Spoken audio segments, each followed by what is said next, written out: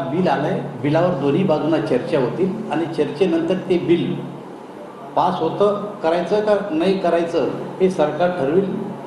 परंतु आता संसदेमध्ये सादर झालं आणि जे बिल संसदेमध्ये सादर झालं त्याच्यावर आता बोलणं उचित नाही. आगामी विधानसभेसाठी अधिक जागा दौरा करण्यात आजपासून त्या यात्रेला सुरुवात झालेली आहे.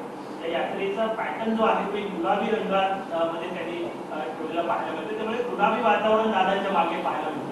असं आहे, कोणता रंग निवडावा हे त्यांच्या कल्पनेतलं आहे. तुम्ही गुलाबी रंग का घेतला याचा विरोधही आम्हाला करता येत नाही, पण दादानी सुद्धा काहीतरी सोचून समजून रंग निवडला असं. प्रत्येक जण आता रंगावरच खेळ चाललाय.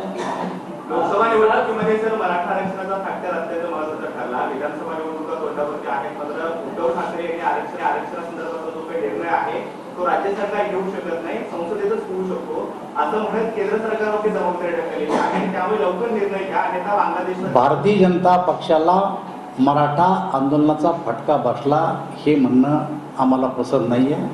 आम्हाला मराठा समाजानेही मतदान केलं, आम्हाला ओबीसीनेही मतदान केलं, आम्हाला SC नाही मतदान केलं, आम्हाला ST नाही मतदान केलं. जातीवर आम्ही मतदान कधीच मागत नाही, ही भारतीय जनता पार्टीची पहिल्यापासूनची भूमिका आहे.